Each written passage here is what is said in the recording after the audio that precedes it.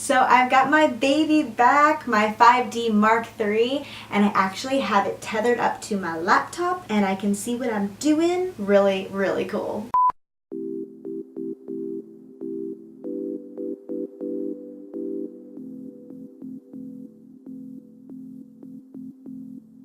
Welcome to March, guys. We are in the last month of the first quarter of the year. How do you feel about that? Because I'm kind of freaking out a little bit. God. Even more important question, is a hot dog a sandwich? So February for me was very interesting. I had a lot going on, but a lot in the more social world. I did, however, kind of venture off from what I set out as my goals for the year. So I'm kind of reflecting back on February and seeing like, okay, I need to refocus here. So I'll just start with my guitar update. I practiced maybe 6 days out of the whole month, which I am so sad about. And I am so sorry for those of you who are like trying to help me along my path. I just have not had the time to devote to it this month. Some other things I was really bad about is staying hydrated, which was a huge goal of mine for this year.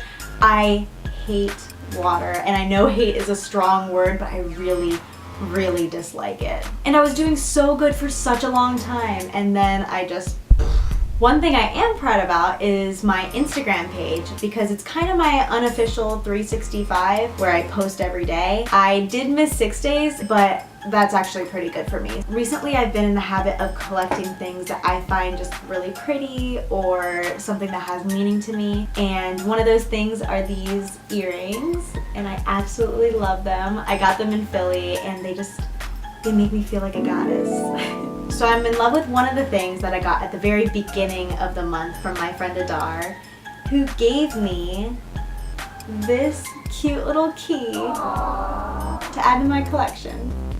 Because I have a whole collection of old keys, new keys, and this is the perfect addition. I actually picked up myself a key, and it says independent on it, because that's what I am. It's also from Massachusetts, which is cool, I guess. Something I collected this month was a little unexpected and a little out of the ordinary. It's actually this paintbrush. And this is something I've had for a long time, but I was painting one night and I got it all messy and I just decided not to clean it because I was too tired, and it ended up like this. Do you see these grays? It's like I painted in my hair. Seriously. So the story behind it is I was having a really busy day with work and I decided I wanted to make a pot of tea. So I put my copper teapot on the stove and I left it for what I thought was going to be 5 minutes. But I ended up getting into an insanely productive mode where I just didn't come up for air for like an hour. When I went back into the kitchen, realized it had completely burnt out all of the water. The copper itself was just burnt and tarnished, and I couldn't really do anything about it because I was jumping right back into another meeting. So then the meeting lasted for like an hour, and I settled down from it. I went back into the kitchen and it kind of hit me that I was actually kind of upset about it being burnt. And I know this sounds like a small little thing I shouldn't be getting upset about, but it was a nice copper pot. And I also have had it for like 2 years and I use it all the time. And then I started painting. And the painting just made me feel 100 times better. So I ended up painting a henna flower on my armoire and I'm in love with it. It's now a part of my space. It is so important to remember that there's something good in every single day. And that is why I'm keeping this. So if you didn't know, I actually work from home in the city, but I have to go into the office every couple weeks and show my face. So towards the end of the month, I got to experience something really cool with work, and that was to be in their new community space. So this just means everyone has an assigned desk, but in a big room where everyone is sharing the space. And what's really cool is the desks actually move up and down based on if you want to stand up and work or if you want to sit down and chill. So yeah, it was kind of weird because I'm used to going there and working in a little cubicle and just, you know, clicking away at what I'm doing.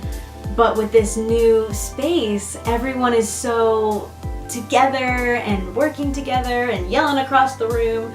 It was just kind of fun. But enough about work. So the best part of February was my mini vacation to Philly. I don't remember the last time I actually took off from work, but I took off Thursday and Friday and I didn't touch any emails. Whoa.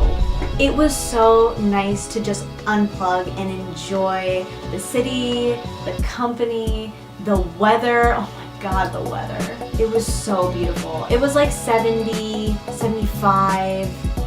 The reason we even went to Philly was to see Daniela Andrade, and her concert was incredible. It was so intimate and personal, and I feel like I could have just touched her. Sound 'cause the music knows what your heart won't let go. Steady the cloud, move to the sound of love. If you haven't watched her visual EP on YouTube yet, you should totally do it.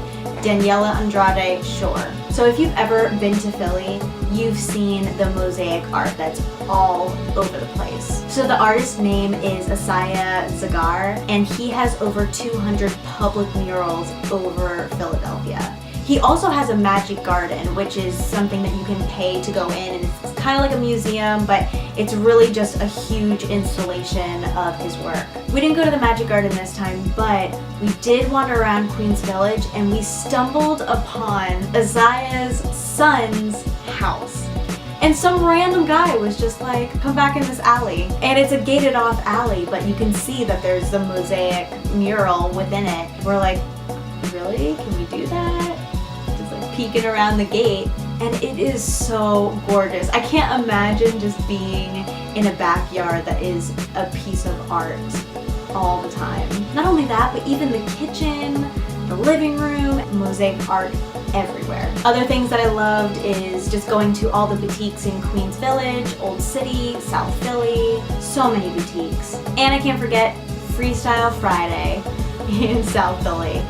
That was interesting. And taking a nap in Washington Square Park. We ended up getting sushi and sake quite a bit. I'm totally okay with it, but I think I have a problem. You wanna go get some sushi? All right, I talked about enough. Jeez. Now I'm gonna jump into my tarot card of the month. So if you watched my January vlog, you'll know that I did a reading at the end of 2016 to see what my 2017 was gonna look like. So if you wanna see last month's card and year theme, I will put the link in the description below, and I will make sure it jumps directly to that part of the video. This month I got the King of Wands, but I got it upside down. So normally when a tarot card is right side up, it has a very positive vibe about it. But when they're upside down, they tend to be a little bit more on the negative side, or a warning of sorts. So I'm gonna read what the card means in its upright position, and then I'm going to tell you what it means in the opposite. Oh, I'm reading from the Fountain Tarot. The King of Wands is a passionate leader who turns the impossible into the probable, while inspiring others to help him do it. Whether the goal is spiritual or physical, he will commit and push forward if he believes in it, motivating all those around him to act in the name of possibility. But beware, achieving the goal isn't necessarily his objective. Being in action is what thrills him, and life itself is his adventure. Man, that is such a good card if I had it that way. But no, this is what it means for me. Arrogance, immaturity, impulsiveness, and impatience. You're not my friend anymore. Nah, but really, I could definitely see how that has played into effect this month. I have made a few very impulsive decisions. I think it's okay. I've also definitely been impatient this month, and I had a lot of kind of down days, which is the first time I've had that in a while. And I think that kind of plays from that impulsiveness and that immaturity, definitely a theme. What's really funny is my year theme is the Page of Coins, which is also immaturity and impatience and impulsiveness. So Felicia, you need to slow down. So onto the elements of the card, and this is a wand card, so that means its element is fire. As you can guess, that is passion, goals and intentions, taking action, and I definitely feel like I didn't do a lot of that this month, and I just kind of need to rein it in a little bit. The King cards, they are passionate and motivational, and they are leadership as well. And I definitely hit up on the leadership this month. I actually have kind of stepped up my game into more of a leadership path in work, in my social life, in my SELP project that I'm working on. Just all around feeling a lot more powerful and seeing the impact that I have on people.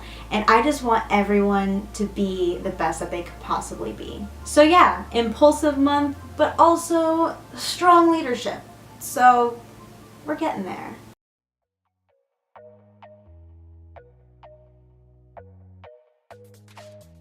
Now let's jump into my gratitude log. If you haven't watched my previous vlogs, I write down one thing every day that I'm grateful for. Here we go. We're gonna get through this quick. I actually had 4 days left of January, so I'm gonna start there.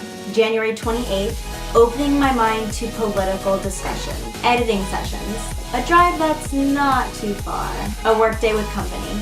And here's February. Making the deadline and Adar's awesome editing skills. Motivation calls and action plans. Being honest with my emotions, fireflies, and fish knots. Being able to be 100% myself. Chill conversations and grilled cheese sandwiches. A taste of spring weather. The hustle and a home-cooked meal. Harmony. Refocusing priorities. Exploration and a new fluffy jacket. Recreation, the Grammys,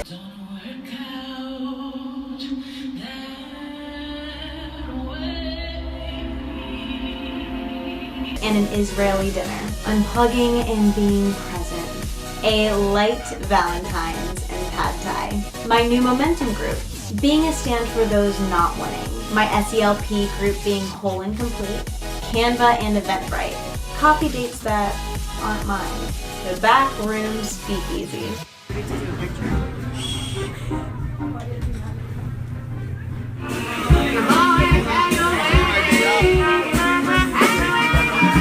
Advil and Patrick's Cooking. Fadasao with Jason and Real Talk with Jenna. Daniela Andrade concert and an early night. Sunbathed naps in the park and exchanging of words. Jenna and Matt's hospitality and sake and sushi with Adar and Ito. Just a day of friends, lazy Sundays and the break. Powering through an 11-hour workday. Being walking distance in... It is so windy outside. You hear this? It's crazy. Being in walking distance of so many incredible shops and restaurants. And that's all I got, guys. February was fun, but March is going to be a productive one. I can feel it. Until next time.